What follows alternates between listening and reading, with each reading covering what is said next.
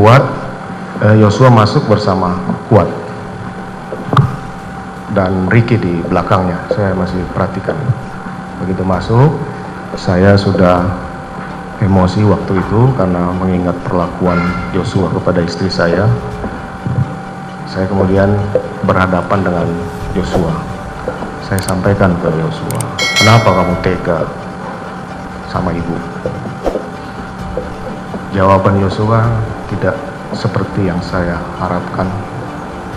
Dia malah menanya balik, ada apa komandan? Seperti menantang. Saya kemudian lupa, saya tidak bisa mengingat lagi. Saya bilang, kamu kurang ajar. Saya perintahkan Richard untuk hajar, Cat. Bagaimana cara saudara memerintahkan Richard? Hajar, Cat. Kamu hajar, Cat. Kemudian ditembaklah Joshua sambil maju sampai roboh, yang mulia. Itu kejadian cepat sekali. Tidak ada konfirmasi kepada almarhum Joshua pada saat di Duren 3. Karena pada saat almarhum Joshua masuk, beliau langsung menarik almarhum Joshua di leher almarhum dan mendorong ke depan serta menyuruhnya berlutut, yang mulia. Saya membantah juga tentang kata-kata beliau tentang menghajar, bahwa tidak benarnya itu, karena yang sebenarnya kan beliau mengatakan kepada saya dengan keras, dengan teriak juga, yang mulia. Dia mengatakan kepada saya untuk, woi kau tembak cepat, cepat kau tembak. Saya sudah jawab di awal, saya tidak ikut. Tidak ikut nembak. Ini hasil pemeriksaan sementara dari otopsi. Ini ada 7 luka tembak masuk pada tubuh dan 6 luka tembak keluar. Jadi yang pelurunya keluar. Kalau saudara katakan 5, terus yang 2 siapa yang nembak? Saya tidak tahu. Apakah ada orang lain nembak? Saya tidak tahu. Ya. Saya melihat beliau menembak ke arah Joshua, yang mulia. Dan saya juga tidak menembak sebanyak 5 kali. Terima kasih, yang mulia. Cerita saudara itu merupakan rangkaian yang dilakukan oleh para terdakwa saat ini. Iya, yang mulia. Dari tadi saya perhatikan cerita saudara itu nggak masuk di akal, dengan bukti-bukti yang ada nggak masuk di akal. Saudara mengatakan tiba-tiba ke ke Duren 3, mampir melewat Joshua, kemudian saudara tambah amarah. Itu satu yang nggak mungkin gitu loh. Kemarin dari Prayogi, Adnan Romer dan Patwal itu tidak mengatakan bahwa kejadiannya seperti itu. Sangatlah janggal gitu keterangan saudara dengan fakta-fakta yang ada. Saya selalu katakan saya tidak membutuhkan pengakuan, tapi karena saudara di sini disumpah, tolong ceritakan apa adanya. Atau dipaksa. Saya tanya, saya nggak tahu kalau sudah menentukan begitu. Saya juga berharap banyak dari persidangan ini bahwa kita akan buktikan secara adil dan transparan. Tapi kalau melihat dari 2 kali persidangan hakim seperti ini, jujur saya tidak berharap banyak. Hakim sudah menyimpulkan dengan melihat kondisi seseorang dari CCTV dan menyatakan tidak sakit. Saya juga bingung. Apakah orang sakit itu harus dipaksa? Saya tanya sama masyarakat. Apakah orang sakit itu harus dalam keadaan di kursi roda? Kan enggak juga. Kita sakit demam aja orang nggak bisa tahu dari CCTV. Ya, badan kita nggak enak tuh orang nggak bisa tahu. Jadi kalau hakim sudah menyimpulkan begitu, jujur aja saya saat ini tidak berharap banyak. Dari persidangan ini tidak akan terungkap fakta yang sebenarnya.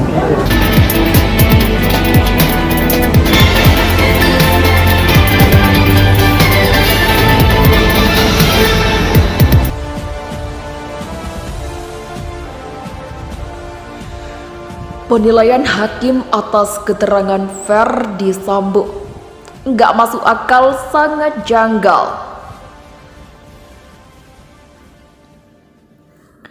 Hakim Wahyu Iman Santoso menilai kesaksian yang disampaikan Ferdy Sambo tidak masuk akal dan sangat janggal.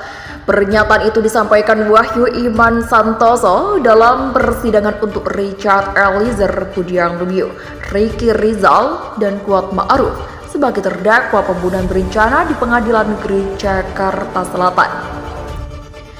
Dari tadi, itu saya perhatikan cerita saudara itu tidak masuk akal dengan bukti-bukti yang ada, tidak masuk di akal, ucap Hakim Wahyu Iman Santoso.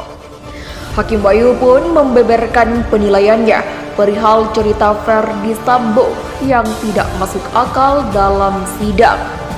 Pertama, keterangan Ferdi Sambo yang menggambarkan seolah-olah istrinya dalam keadaan sakit pada sekitar tanggal 7 dan 8 Juli.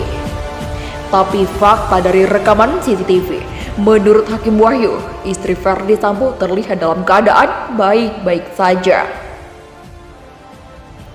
Saudara, istri saudara mengatakan, saya sakit. Nyatanya pada saat turun dan melakukan swab pada CCTV yang ada di dalam rumah saudara, itu tidak menunjukkan bahwa dirinya sakit, ucap Hakim Wahyu. Selain itu, menurut Wahyu, jika memang Putri Chandrawati sakit untuk ukuran sebagai istri, pejabat Polri tentu punya uang untuk pergi ke rumah sakit. Kalaupun toh sakit, dia cukup untuk ukuran saudara untuk pergi ke rumah sakit, ujar Hakim Wahyu.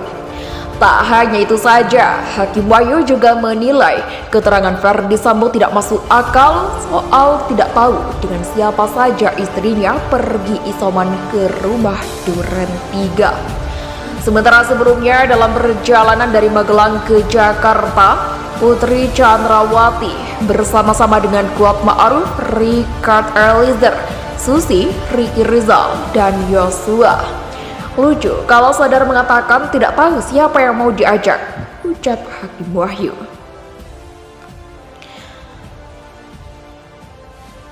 Hal tidak masuk akal selanjutnya, lanjut Hakim, adalah keterangan Ferdi Sambo soal akan menemui Yosua pada malam hari sepulang dari main bulu tangkis.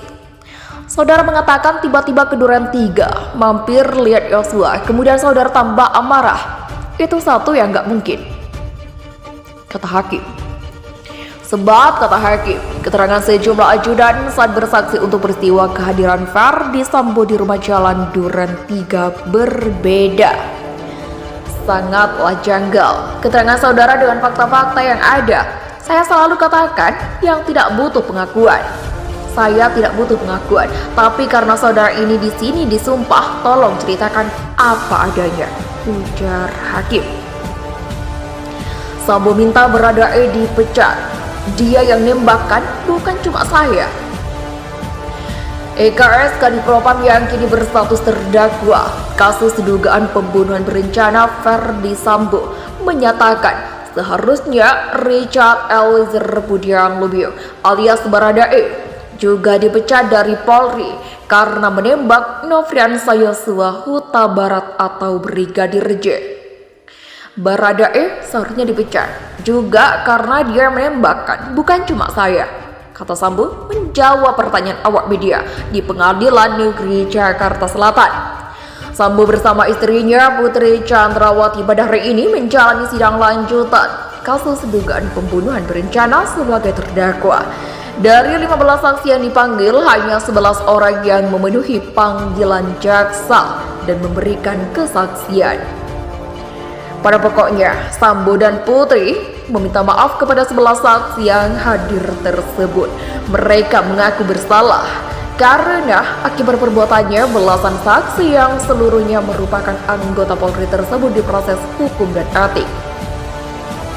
Saya juga sudah minta maaf kepada pimpinan untuk tidak memproses kode etik dan pidana mereka karena mereka tidak tahu apa-apa. Saya yang salah, saya siap bertanggung jawab untuk itu, ucap Sambo. Saya sampaikan ke institusi, tapi mereka tetap didemosi, tetap dipecat, padahal mereka tidak tahu apa-apa. Saya yang tanggung jawab. Saya sedih sekali melihat mereka masih panjang usianya tapi harus selesai pada saat itu. Sekali lagi saya minta maaf kepada kawan-kawan senior. Saya salah, saya siap tanggung jawabkan apa yang saya lakukan, sambungnya. Sambo dan Putri didakwa melakukan tindak pidana pembunuhan berencana terhadap Yosua. Tindak pidana itu dilakukan Sambo dan Putri bersama-sama dengan Baradae, Ricky Rizal atau Bribka RR, dan Kuat Ma'ruf. Pembunuhan terhadap Yosua terjadi pada Jumat 8 Juli di rumah dinas Sambo nomor 46 di Kompleks Polri Duren 3 Jakarta Selatan.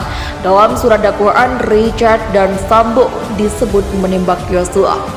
Latar belakang pembunuhan diduga karena Putri telah melecehkan Yosua saat berada di Magelang pada Kamis 7 Juli 2022. Dugaan ini telah dibantah oleh pihak keluarga Yosua.